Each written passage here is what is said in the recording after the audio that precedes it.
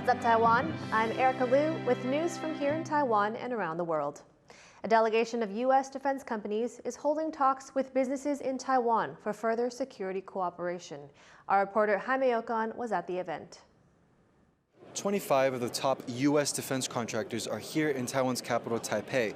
They're looking to step up security cooperation with local defense companies, and the focus is on drone technology. The U.S. is Taiwan's biggest defense partner, with almost all of the country's top weapons coming from America. The bond that ties the two countries together is enormously important. And our delegation this springtime, is here to talk about partnership with Taiwan industry on the basis of trust that wasn't accumulated yesterday or over the past week, but that has been built over decades of working together. Over the years, the U.S. has sold everything from warships to mine layers to Taiwan. But drones are a relatively new development. Recently, the unmanned vehicles have proven themselves on the battlefields of Ukraine.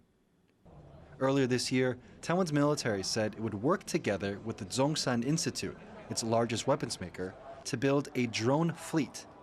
The fleet is scheduled to enter service by 2024 and is aimed at deterring any would-be attackers. Deterrence is a word that is used to say just that. Building a defense capability so a nation can defend itself against an aggressor. Creating a deterrence value so that we may never have to go to war. It comes as Taiwan faces a growing threat from China, which claims the country is part of its territory. Beijing has stepped up its military provocation in recent years, increasingly flying fighter jets and sailing warships near Taiwan. Taiwan needs to realize a paradigm shift with respect to defense industry cooperation and quickly develop a symmetry tactic to meet these challenges. Taiwan has shown it is taking the threat seriously, spending large amounts on its military in recent years. That includes buying systems like the Sea Guardian drones from the U.S., combat aircraft armed with anti-ship weapons. Taiwan's military is also looking into how it can retrofit civilian drones for military use. Part of that process involves further cooperation with the U.S., as many communication and radar systems inside the drone come from American manufacturers. The U.S. has provided more than $20 billion in weapon sales to Taiwan since President Tsai Ing-wen took office in 2016. And as this forum proves, that support is unlikely to stop anytime soon. Andy Shui and Jaime Ocon in Taipei for TaiwanPlus. Taiwan's government has passed a proposal to allow its Coast Guard to use lethal force in emergency situations. The amendment would allow Coast Guard officers to authorize the use of deadly weapons without first firing warning shots. This includes the use of ship-mounted artillery and other naval guns. The proposal still needs the approval of the head of the Coast Guard administration before it can take effect. The move follows increasing threats from China's military around Taiwan's coastlines. But the change could also apply to pirates and smugglers that pose a risk to Coast Guard units. A frontrunner in Thailand's upcoming election says she'll be back on the campaign trail next week, just days after giving birth. Paetongtarn Shinawat showed off her 2-day-old son on Wednesday. She is the leading candidate to become Thailand's next prime minister, with election day on May 14th. If she wins, she will be the third member of her family to hold the office after her father and aunt. Both of them were forced from power through military coups or court rulings. Taiwan has downgraded its COVID-19 alert level, but it will still be a while before the country's travel industry recovers. Taiwan's aviation authority predicts the volume of international flights won't return to pre-pandemic levels until 2025. Flights so far this year have been about half of what they were before 2020. But authorities say flights from Taiwan to North America, Europe, South Asia, and the Middle East have already shown significant recovery. Taiwan health officials have held a banquet to thank those who helped the country during the pandemic. The Central Epidemic Command Center invited over 50 organizations, but unions representing airline workers refused the invitation. Bing Wong has more. A moment of silence for the 19,000 Taiwanese people who died from COVID-19. Just days after officially disbanding, the Central Epidemic Command Center, or the CECC, hosted a banquet to mark the end of the pandemic. Taiwan's President Taiwan handed out medals at the event to those who helped the country during the pandemic. 在整个过程中，要感谢的人实在是太多了。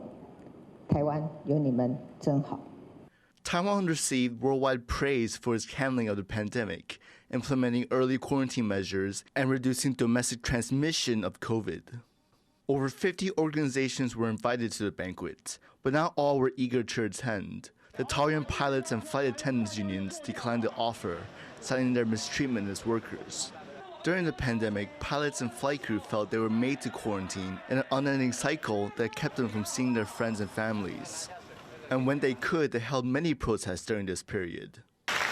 We are allowed to quarantine at quarantine hotel, but during the quarantine, if you do a rapid test, then you are allowed to perform another flight duty again. So if you are allowed to do the flight duty, it means you are safe, you are healthy. Then it means you are healthy enough to do the duties. Why not healthy enough back to my home? The pilots union recently released a statement saying, the CECC refused to change its quarantine policy for flight crews. It did not use science as the basis for epidemic prevention and also failed to administer in accordance with the law. Its epidemic prevention policies excessively restricted personal freedom and rights. The union also plans to file a lawsuit against the CECC's quarantine policies, but they hope to meet with health officials before that to see if they can resolve their issues. Ricky and Bing Wong for TaiwanPlus.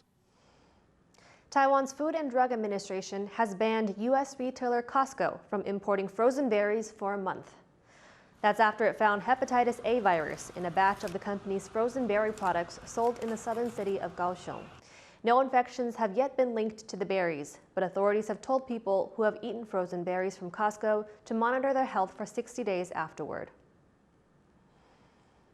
Animal protection officials have rescued a Formosan black bear caught in a trap. The bear was found in a village in the eastern county of Hualien.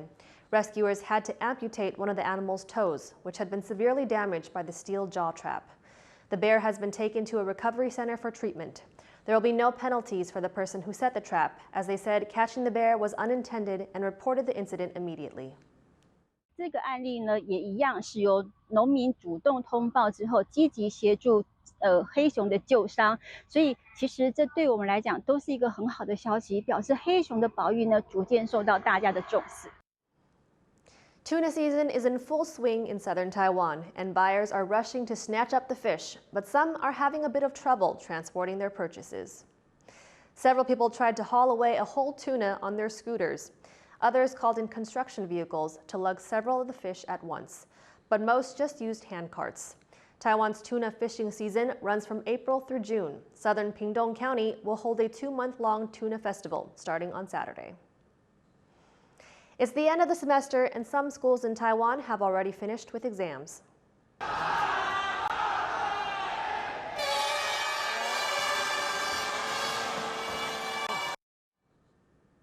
This year's graduating class at Taipei's Chenggong High School is celebrating with what's become an annual custom, hurling books and papers from the upper floors of the school.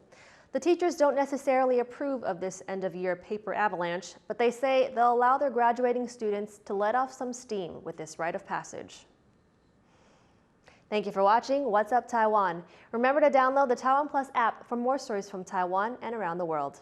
Finally, we leave you with images of hundreds of historical artifacts recently returned to Peru from the United States and Western Europe. I'm Erica Liu. Take care and see you next time.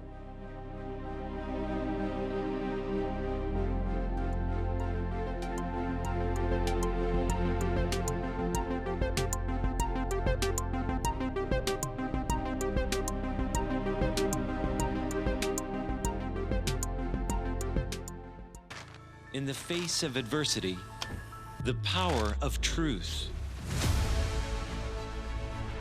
A roadmap for a just and open world, charted by the freest country in Asia. Taipei for TaiwanPlus. TaiwanPlus News, a voice of freedom in Asia.